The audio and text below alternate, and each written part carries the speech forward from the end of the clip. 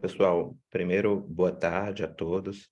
É prazer recebê-los todos aqui. E quero começar dando um recado, né?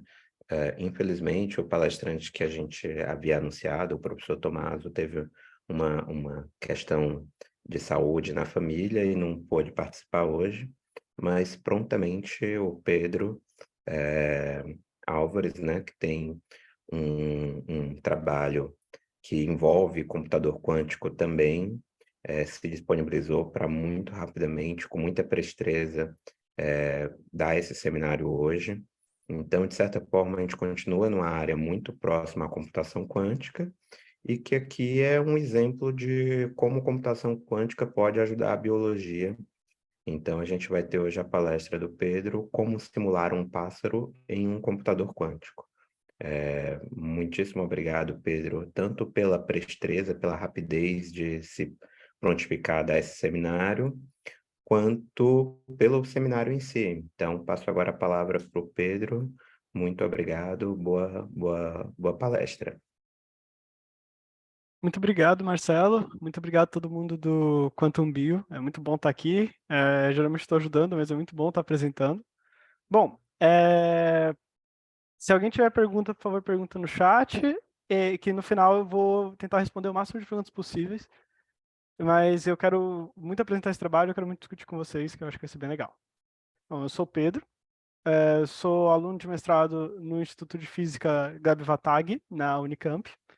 E esse trabalho a gente fez em parceria com o laboratório Qubit, da doutora Clarissa Aiello. Vamos lá.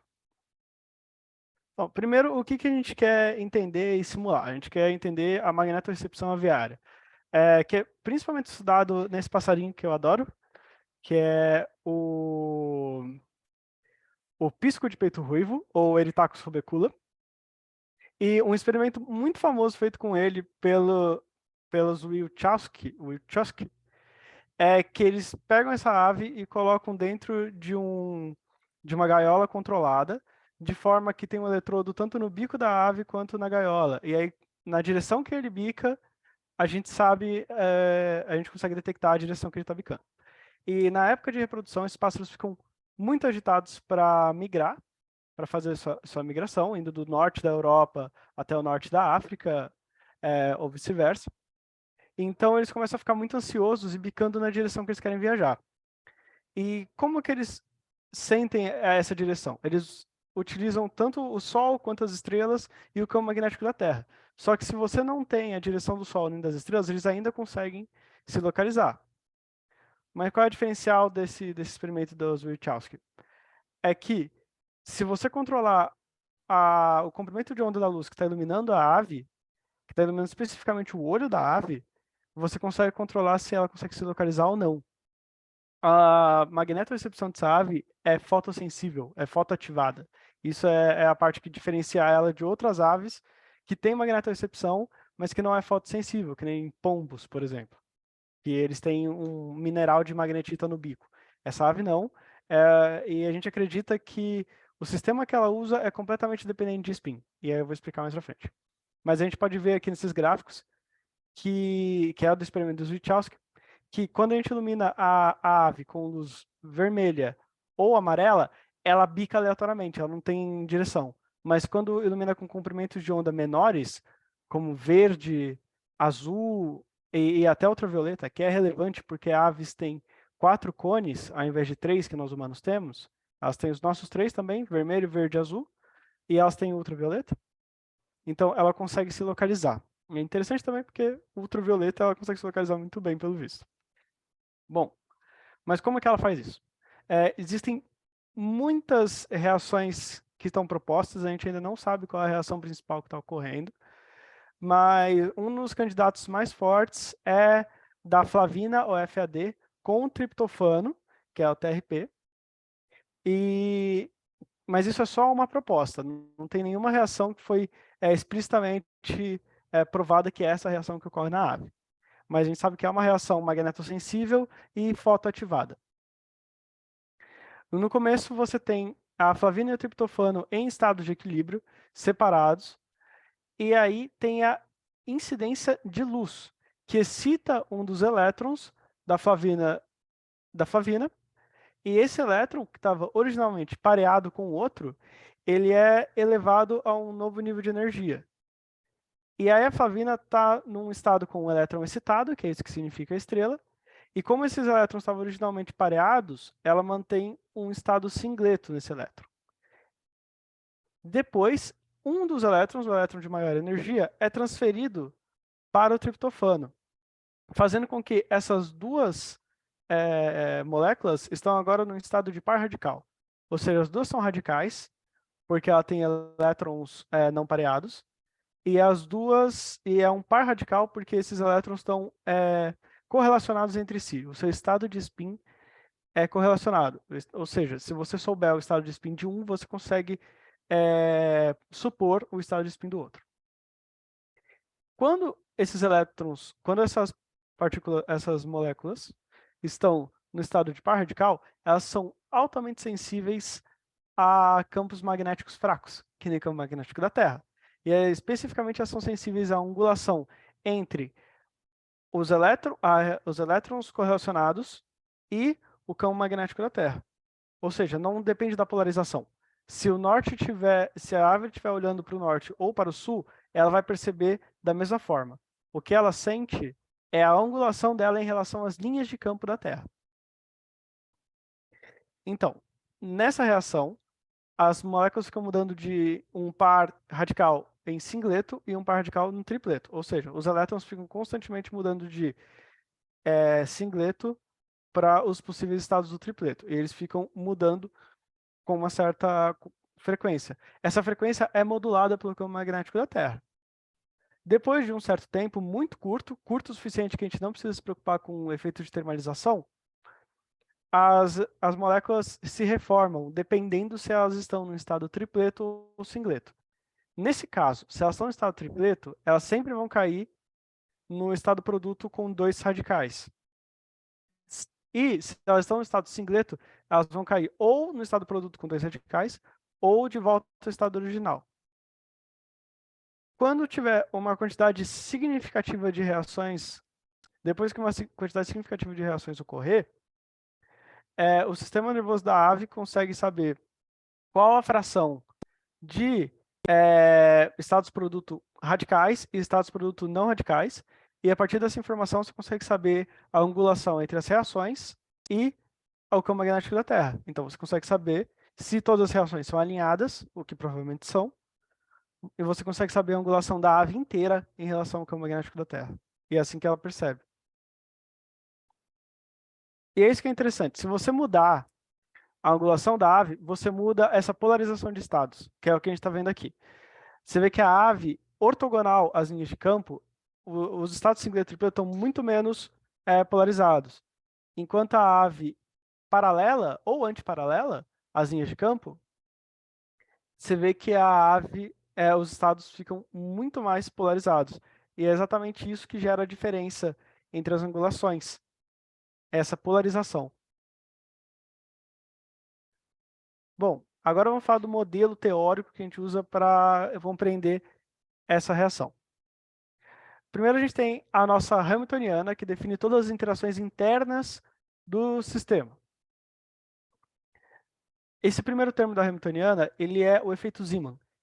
Ou seja, ele que dá a interação do campo magnético com os spins dos elétrons. Lembrando que essa é uma reação completamente dependente de spin. A gente não se importa com a carga dos elétrons, só com os spins deles nesse caso. O que o efeito Zeeman faz você tem os elétrons num campo magnético. Eles vão precessar até se alinharem ao campo magnético. Então, esse é o efeito do efeito Zeeman. Os elétrons vão rodando até eles se alinharem. O segundo termo é a interação hiperfina, que é a interação entre os spins dos núcleos na molécula com os spins dos elétrons. Esses spins dos núcleos criam um campo magnético diferente nos spins dos elétrons, que é o que os elétrons percebem. Então, os elétrons estão sob o efeito do campo magnético da Terra e do campo magnético gerado por todos os spins dos núcleos da molécula. E aí a gente tem essas duas interações diferentes. O efeito hiperfino, ele depende da posição do elétron em relação à posição dos núcleos. Então, ele é diferente para cada elétron. Então, o que a gente tem? O efeito Zeeman, ele dá a informação de alinhamento entre os spins dos elétrons e do campo magnético, e a interação hiperfina faz a diferença das interações, que faz os elétrons precessarem de diferentes formas, e isso que permite eles ficarem mudando de singleto para tripleto, porque eles estão sentindo campos magnéticos diferentes. Então, eles vão precessar com tempos diferentes. Então, os spins deles vão mudar de forma diferente, apesar de eles ainda manterem um certo nível de correlação. Por isso que eles ficam mudando entre tripleto e singleto. Eles ainda têm correlação, apesar de estarem precessando de forma diferente. Bom, depois que a gente tem as interações internas do sistema, a gente tem que incluir as interações externas, que são o ambiente. A gente chama disso de efeitos não unitários. E esse aqui é um exemplo de efeito não unitário. É a mais antiga equação que define esse problema, que é a equação de Haber-Korn. Nessa equação, é uma equação mestra. No caso da equação de Haber-Korn, ela é uma equação de taxa, mas vamos chamar de equação mestra aqui por simplicidade. O primeiro termo dessa equação é o que a gente chama de termo de Liouville, que ele dá essa evolução interna do sistema, que ele dá como os estados vão ficar mudando de singleto para tripleto. E é o que eu comentei agora há pouco. A segunda parte é essa medição, é a recombinação que vai levar o nosso sistema do par radical para o estado produto, que são ou o estado radical ou o estado original. Depois disso, a informação direcional é extraída fazendo a integral daquele gráfico original aqui. A gente quer a probabilidade, a gente quer a produção do estado singleto.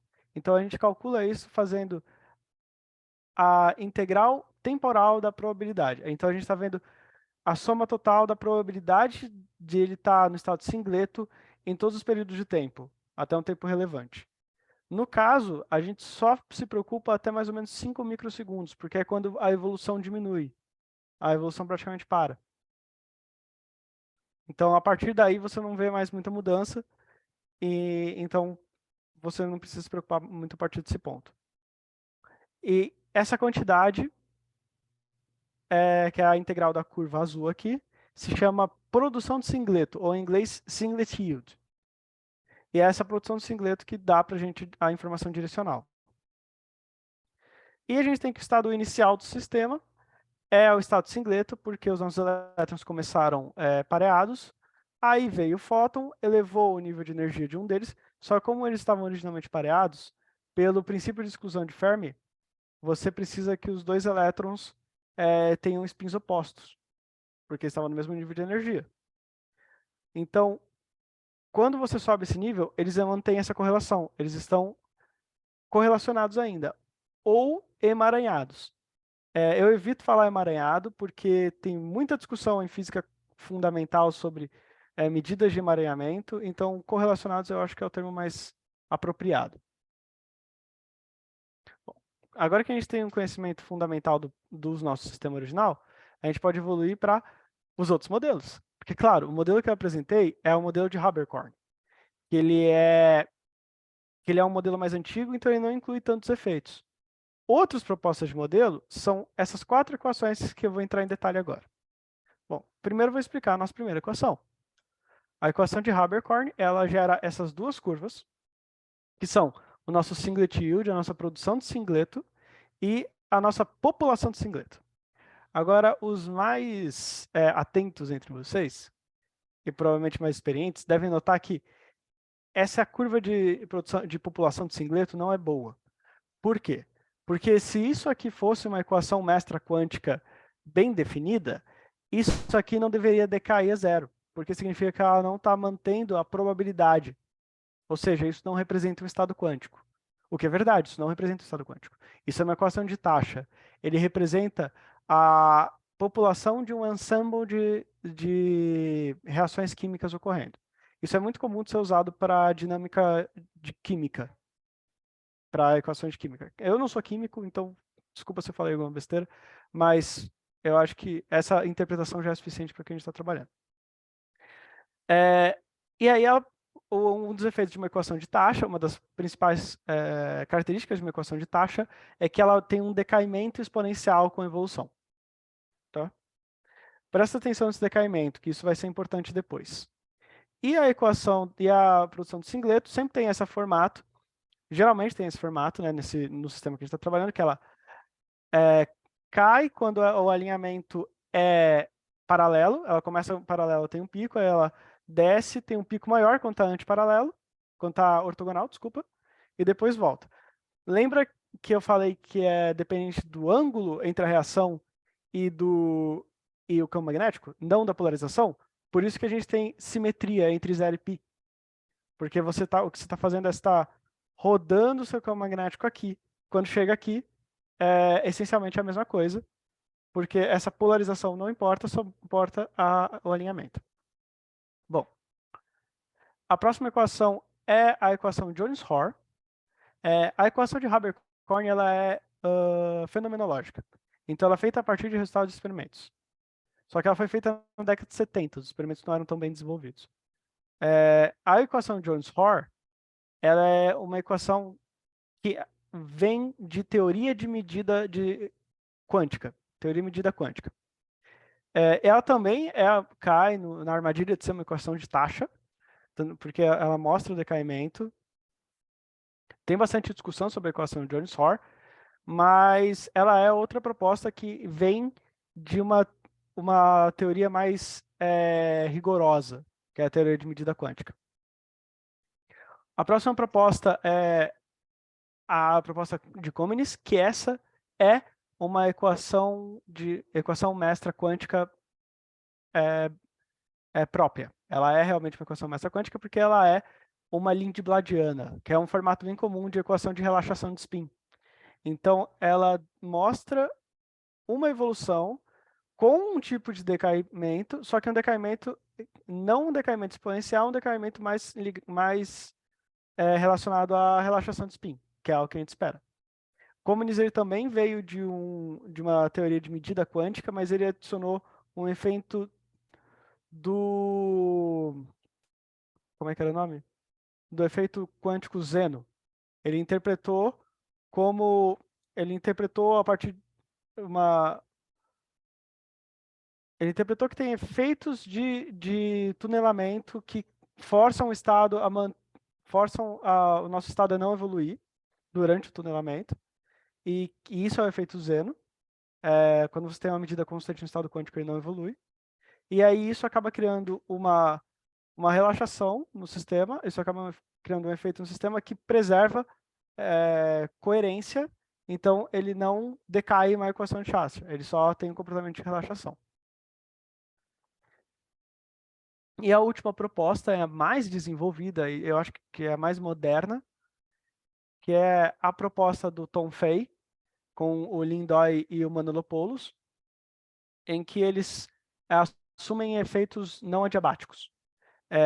Então, eles assumem que a aproximação Born-Oppenheimer tá errada, que você precisa de efeitos que não levam em conta a aproximação Born-Oppenheimer, e aí eles expandem para ter efeitos de phasing, que é um tipo de ruído quântico em que o seu sistema vai perdendo informação sobre a fase dele com a evolução, que é exatamente o que esse termo KD está fazendo aqui nesse caso. Mas perceba que ele também é uma equação mestra, porque ele não vai a zero. Ele tem um comportamento de relaxação também, apesar de ser uma relaxação mais extrema do que Comenius. Bom, essas são as 4 propostas de equação quântica que a gente usou para sistemas quânticos abertos. E a última é para um sistema fechado, que é a equação de Liouville. Nesse sistema, a gente não se importa com efeitos ambientes e só evolui o sistema unitariamente. É mais ou menos assim que você espera o sistema de evoluir se você não tem nenhum efeito de relaxação ou coisa do tipo. Se você perceber, como o nosso sistema é bem simples, é bem pequeno, ele acaba voltando ao início. Ele tem várias oscilações diferentes, então uma hora ele acaba se repetindo. Tanto é que você vê que ele chega quase no 1 aqui de novo, igual no começo. Então, porque ele não tem nenhum efeito de relaxação, igual todos os outros, de relaxação ou decaimento. Mas é relevante a gente ver esse efeito, é um sistema fechado, mais para frente. Agora, como a gente pode simular isso? Primeiro a gente tem que levar em conta que para uma evolução unitária, evolução temporal é a mesma coisa que uma rotação. Os operadores têm o mesmo formato. Então isso permite que a gente use computadores quânticos de uma maneira muito mais fácil para fazer a nossa Hamiltoniana. Só tem um pequeno problema. Os termos da nossa Hamiltoniana não comutam. Então a ordem de que você aplicaria as rotações que simulam essa evolução unitária importa. Só um segundo. Ok, como é que a gente vai em volta desse problema? A gente usa a expansão Trotter-Suzuki. Se você tem dois operadores x e y que não comutam e você quer achar uma evolução de um operador z para esses operadores, então a solução comum disso, a solução analítica desse problema é a equação BCH, que é uma série infinita de comutações. Só que isso é computacionalmente muito complicado de se fazer, muito pesado. Então, a proposta de Trotter-Suzuki é usar essa equação em que se n for pequeno o suficiente, se n for grande o suficiente, desculpa, você pode aproximar para os dois operadores como se eles fossem, como se eles comutassem. Então o que ele está falando basicamente é, para duas grandes rotações, se duas grandes rotações não comutam, você pode modificar esse sistema para ser uma série infinita de minúsculas rotações. E aí o resultado final vai ser equivalente para se eles comutassem. Então você consegue ir em volta do problema da comutatividade. É bem interessante. Com isso em mente, a gente pode começar a montar o circuito. Um circuito quântico não é nada mais, nada menos do que uma forma de visualizar um algoritmo para um computador quântico, né?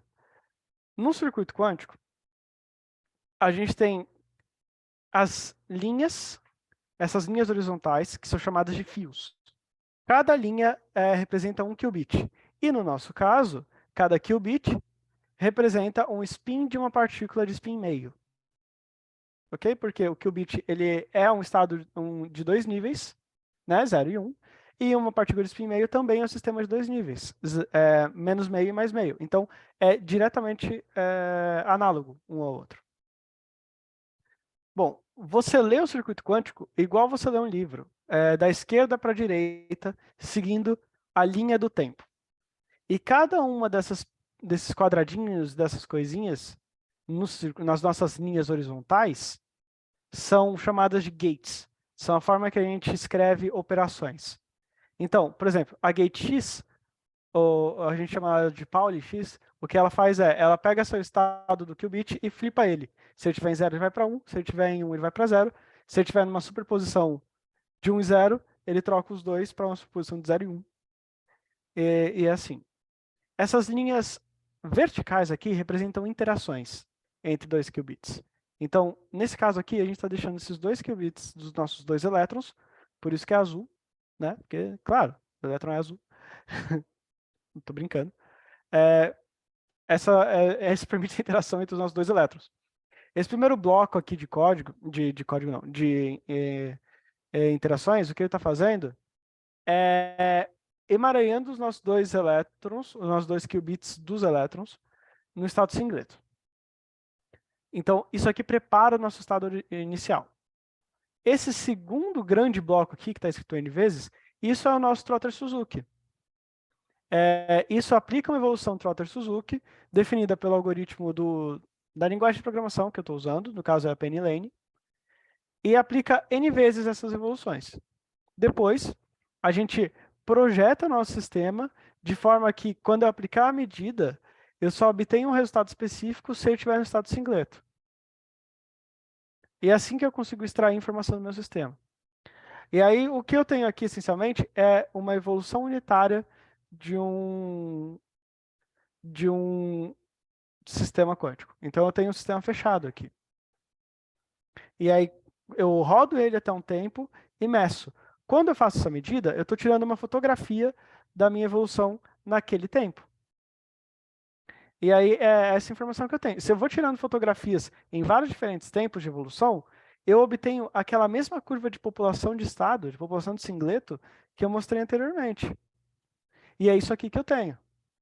E se você é um aluno que lembra bastante das coisas, você provavelmente já viu essa curva nessa fala. Isso aqui não é uma reprodução, eu não estou usando os mesmos dados. Isso aqui é o estado direto da simulação.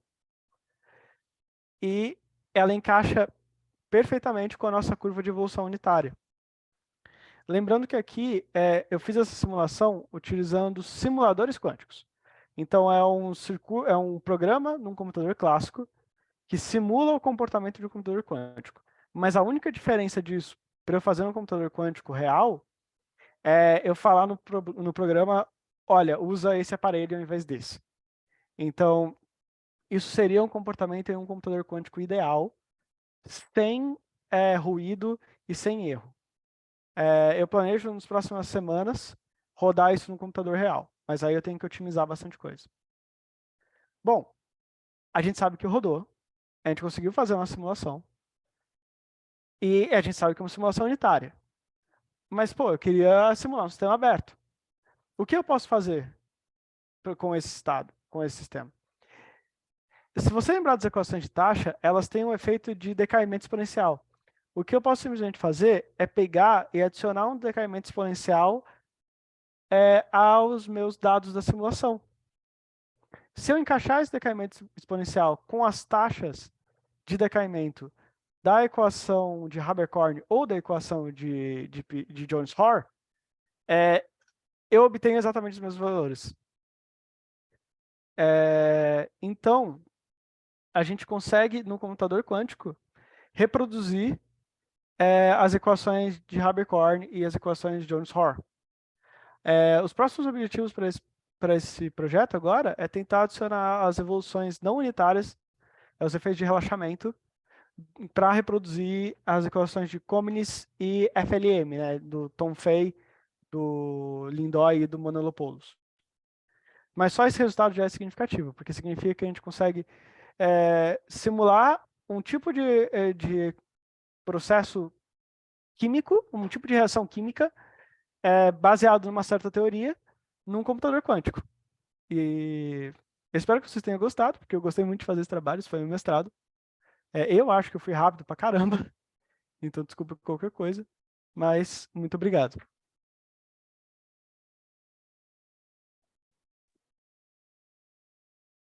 Opa, Pedro, muito obrigado pela apresentação. Super interessante. E eu acho que foi bastante claro. Acho que você conseguiu pegar um tema que é muito complexo e muito transdisciplinar, né? Porque a gente está falando assim, desde o comportamento animal, ecologia, migrações, campo magnético da Terra, influenciando reações bioquímicas em um animal. Putz, é realmente incrível.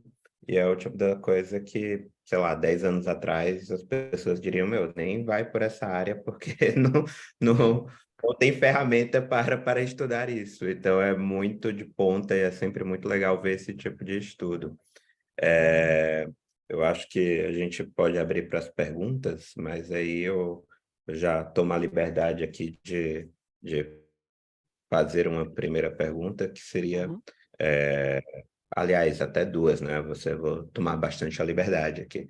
uhum, Primeiro, seria possível, a partir dos resultados que você obtém, do que você faz de simulação, levar algum tipo de previsão de comportamento animal? Entendo que é um tiro muito longo, né? De você faz aqui uma simulação computacional até chegar a algum tipo de previsão de mudança de comportamento no animal, dado, por exemplo, alteração de comprimento de onda, alteração de intensidade, direção de campo magnético, só para tentar explicitar, deixar mais claro qual é a minha pergunta, se você acredita que isso seria factível, né?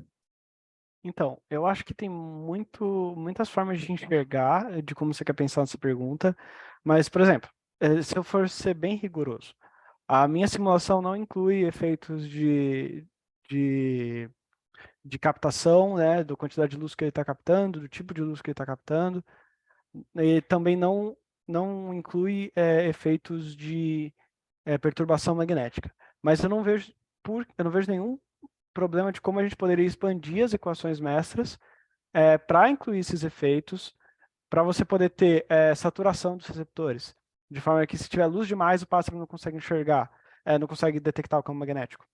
Para você Uhum. ter, isso é uma coisa que eu estou trabalhando já há alguns meses também, efeitos de campos magnéticos variados, que nem onda de rádio, ou a presença de fios elétricos, afetando a migração dos pássaros. Inclusive, se você estiver procurando pós-graduação, doutorado, abriu na Austrália um projeto de doutorado em ecologia experimental para pesquisar isso, para pesquisar como redes elétricas afetam a migração de aves lá.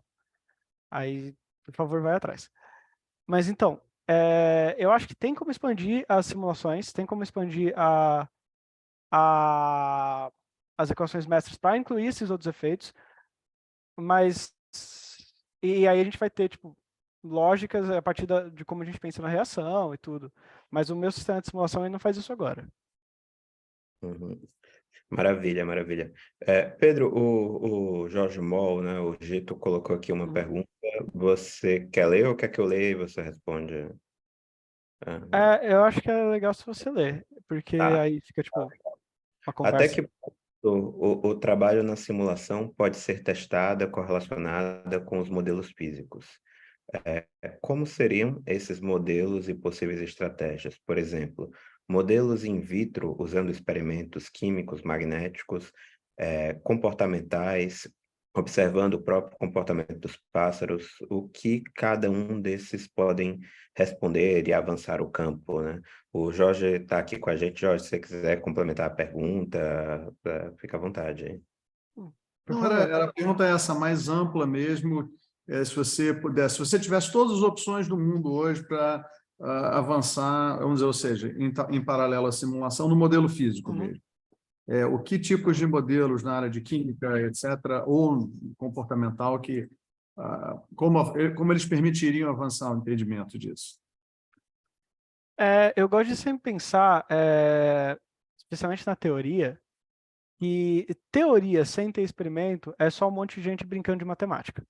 Você precisa ter os experimentos comportamentais, químicos e magnéticos das moléculas em si, do que está acontecendo realmente lá, da gente entender as células do olho mesmo, para você poder verificar, usar aquilo para verificar as suas simulações e os seus modelos teóricos.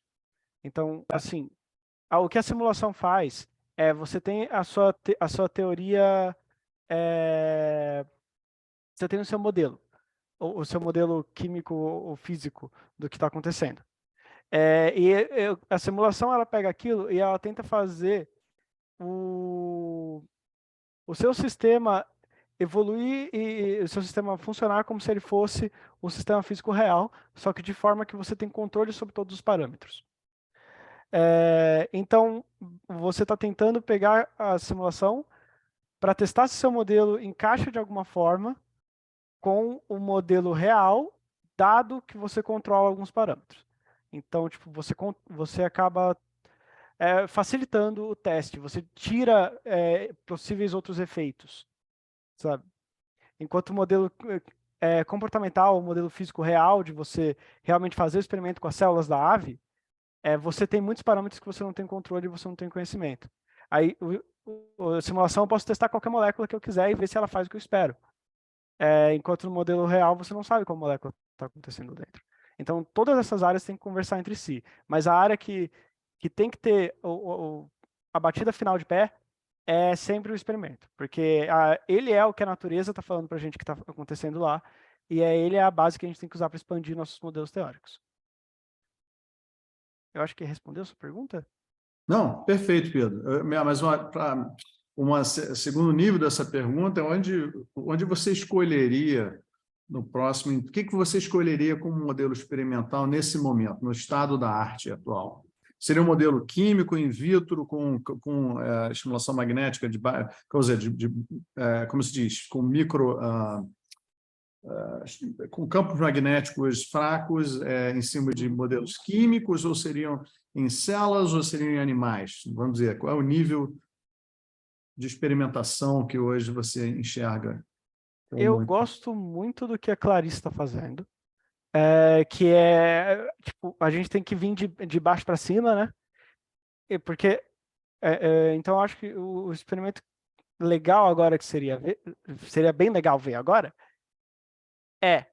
você pegar essas moléculas onde a gente acredita que ocorre a reação na ave, você alinhar elas todas e você conseguir observar a magnetorecepção do jeito que a gente espera que aconteça, do jeito que a gente vê acontecendo comportamentalmente.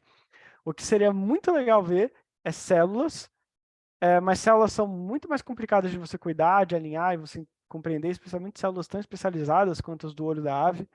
Mas então acho que tipo, a gente começa a entender o criptocromo, que é aonde dentro da célula do olho da ave ocorre essa reação. Depois a gente vai evoluindo para células e subindo. Mas eu acho que tipo, também vir de cima para baixo também é impossível. A gente pegar conjuntos de células e ir descendo. Eu acho que é sempre bom se encontrar no meio. Mas eu gosto muito dos experimentos da Clarice. E eu acho que aquele laboratório vai gerar bastante resultado interessante daqui a pouco. Obrigado, Pois é. Pedro. Muito legal. Eu acho que Eu que ainda, agradeço.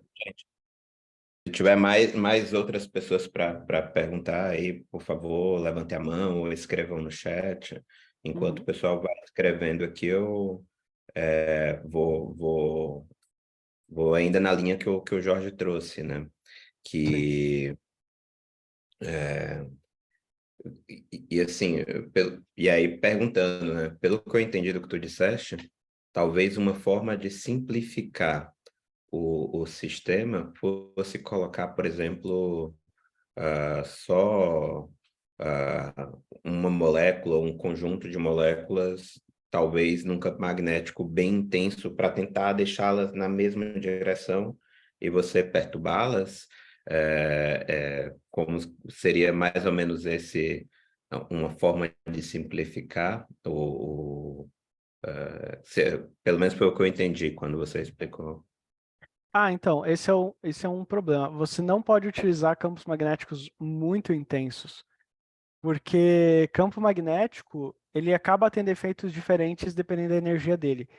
Se você tem um campo magnético muito intenso, você vai perder qualquer efeito de magnetorecepção, porque ele vai ser tão forte que ele vai sobrecarregar a interação hiperfina, então ele vai só alinhar todos os spins a ele. É o conceito da ressonância magnética, né? Você tem um campo magnético super intenso ali, que alinha todos os spins e depois desalinha. E aí, dependendo de como esses spins estão relaxando, você consegue ver as diferentes propriedades dos materiais. Então, você tem que ter o alinhamento tem que ser mecânico. Então, você pode alinhar usando um tipo de polímero específico. A Clarice ela usa folhas de ouro, eu acredito, mas eu não tenho conhecimento quase dessa parte de como alinhar moléculas. E é tipo um dos desafios que a gente tem agora, porque já teve um experimento do Woodward que apresentou que existe dependência magnética para essas moléculas, mas ele não apresentou que existe alinhamento, porque ele estava em fluido, então não tinha alinhamento nenhum. Então você não conseguia observar efeitos de magnetorecepção de bússola, né? Mas o alinhamento não pode ser magnético, tem que ser mecânico. Posso fazer uma pergunta de follow-up dessa? Assim, estou tirando meio da cartola, porque realmente não é meu campo, mas seria possível, são moléculas orgânicas, assim, você usar campos muito fortes para alinhá-las, né, a nível assim, da sua orientação, e aí trapear elas, vamos dizer, em gel, alguma coisa assim, alguma coisa que, não sei se é possível isso, né? De forma a reduzir a mobilidade delas e aí sim rodar os experimentos com campos magnéticos fracos. Ou seja, é possível você alinhar elas e depois, de forma a mudanças digamos, na fase mesmo, né, da sua amostra. Isso é feito de alguma forma ou não? Quer Essa dizer, eu sei que... parte, essa parte experimental do alinhamento mesmo, eu não sei como é feito. Eu ficaria preocupado de um campo magnético intenso mudar as propriedades da molécula, de alguma forma, às vezes até por introdução de calor, que pode saturar algumas moléculas. Sim.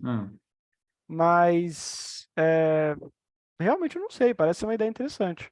Eu não sei É, quanto essas moléculas têm efeitos magnéticos suficientes para elas sofrerem alinhamento. Porque uma propriedade interessante é que às vezes as moléculas em si não se alinham elas inteiras para um campo magnético forte. Elas podem ter propriedades magnéticas diferentes, ser paramagnéticas ou diamagnéticas, elas se alinham contra um campo magnético. Mas isso aí eu já também não tenho muito conhecimento. Uhum. Bom, uma outra possibilidade também seria de resfriamento, mas aí putz, já ficaria longe do mundo real, né? É, Do- sabe? Então, assim, eu acho que tem sempre mas eu acho que um... esses experimentos são feitos em temperaturas relativamente baixas. né? Bom, mas assim, indo para um outro aspecto, Pedro, e agora já é mais, como é que você, até fora da palestra aqui, uma visão mais ampla Uhum, da computação quântica, e principalmente da computação quântica voltada à biologia e à medicina.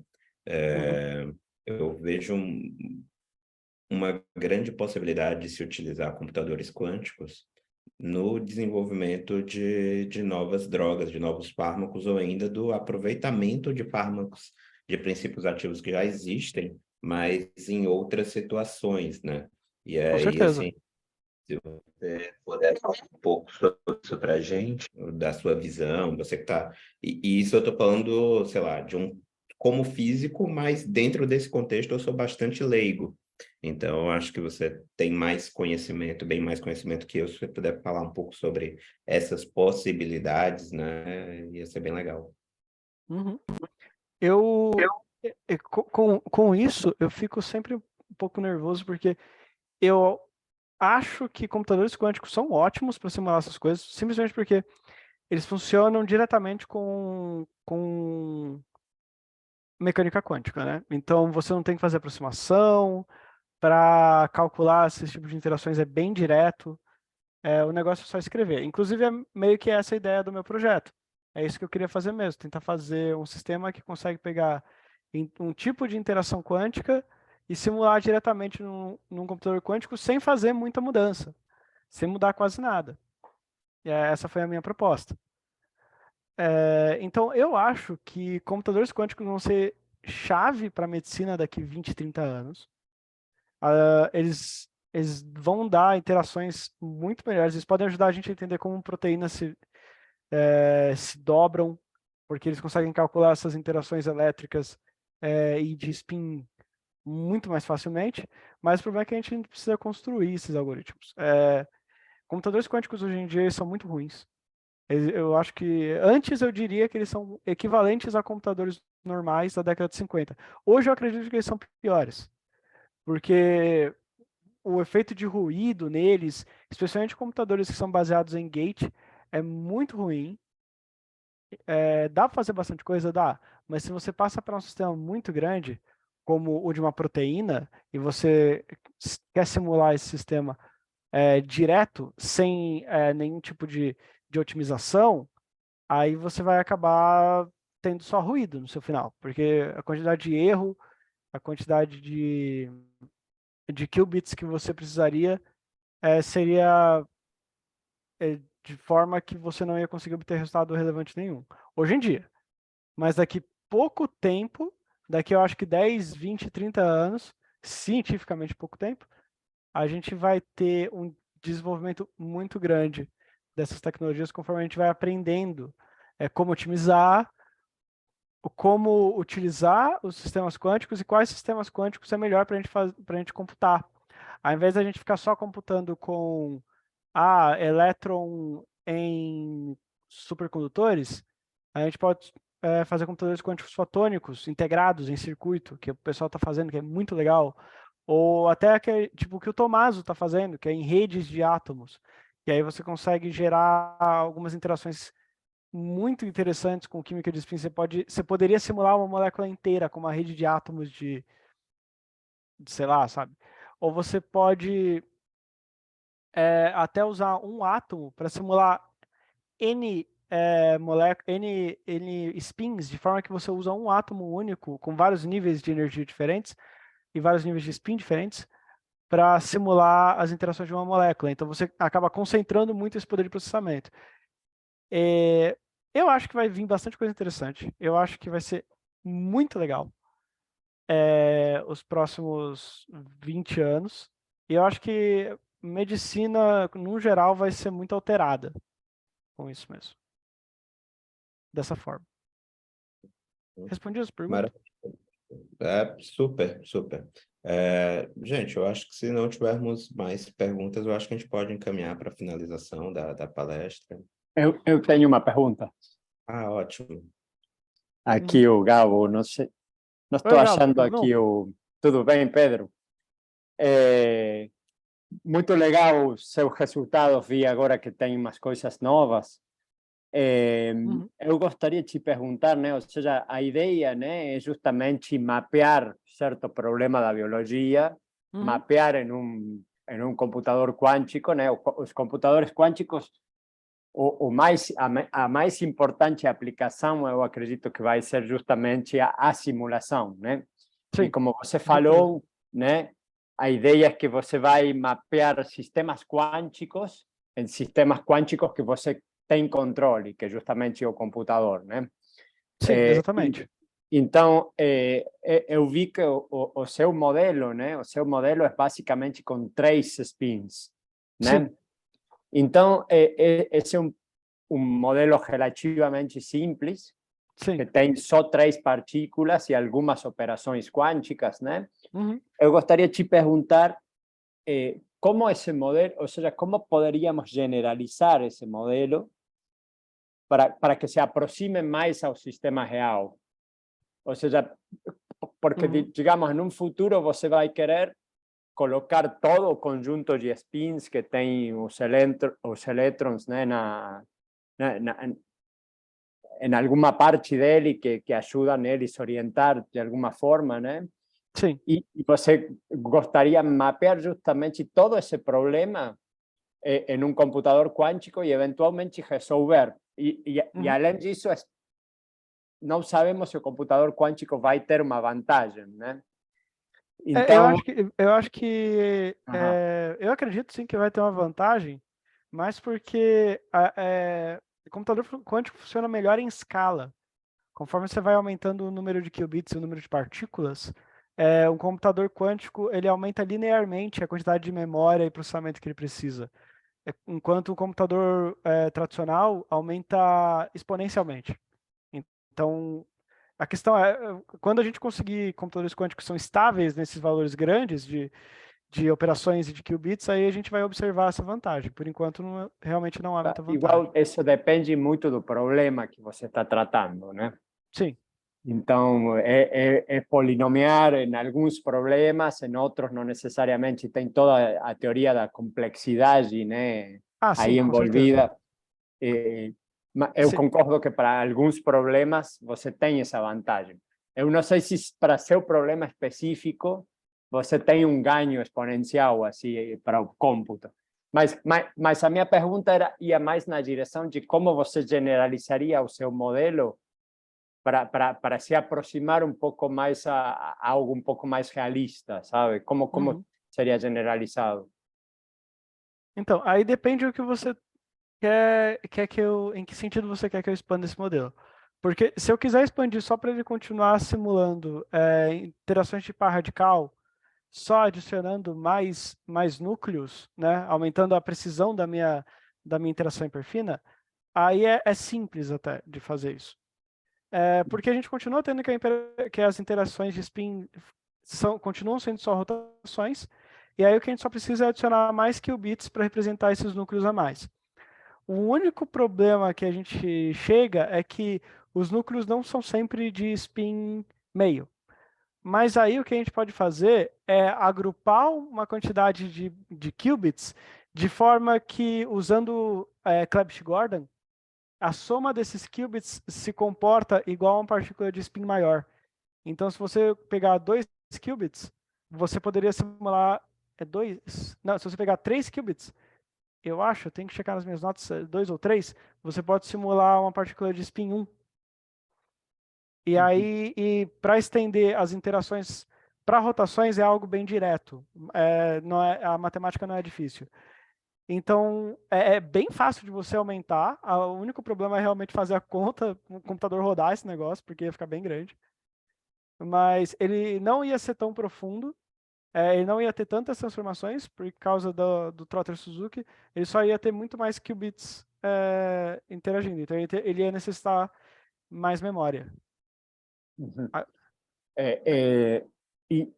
Mas tipo, você vai ter muitos spins aí envolvidos, né? E muitos spins, um interagindo com o outro, né? Sim. E um colocando ruído no outro, Sim. né? Então, tipo, Mas um aí também sistema que é depende... bem complexo, né? Na verdade. Então, depende de como você quer analisar esse sistema. Porque se você quiser estudar esse sistema usando a aproximação SW, que eu não lembro, é Schulten alguma coisa, Schulten-Woodward, eu não lembro direito, que ela assume que os spins dos núcleos precedem muito mais vagarosamente do que os spins dos elétrons, portanto, eu posso assumir que os spins do núcleo são constantes. Se eu usar essa aproximação, então eu posso fazer o circuito inteiro só com 2 qubits e utilizando os valores da interação hiperfina como parâmetros externos, parâmetros clássicos, né? Se eu não pegar essa aproximação, se eu assumir que os spins dos elétrons têm efeito sobre os spins dos núcleos de forma que esses spins dos núcleos precessam, aí eu tenho o problema de muitos qubits.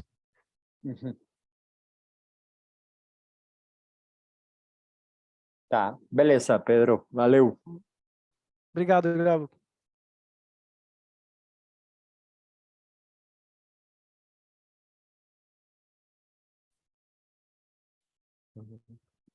Bom, acho que agora sim, eu acho que fechando aí com chave de ouro com a pergunta do Gabo e sua resposta, eu acho que a gente pode concluir aqui nosso seminário de hoje. Rô, você quer dar algum recado para o pessoal? Oi, Marcelo. Só agradecer ao Pedro pela palestra, pela prontidão em nos ajudar, né, aqui a conduzir a sessão de hoje. Eu coloquei aí no chat para todos o e-mail do Quantum Bill, dessa comunidade, então quem quiser participar, quem ainda não está participando, não está recebendo os convites que a gente tem feito, por favor, envie aí o seu pedido, né, o seu e-mail para o e-mail que eu coloquei no chat, e a gente vai ter um prazer de incluí-los nos nossos próximos encontros, seminários, eventos que ainda vão acontecer. Então é isso, obrigada a todos que participaram, obrigada mais uma vez, Pedro, Marcelo, e a todos. Muito obrigado. Ótima tarde, até mais. Tchau, tchau. Tchau.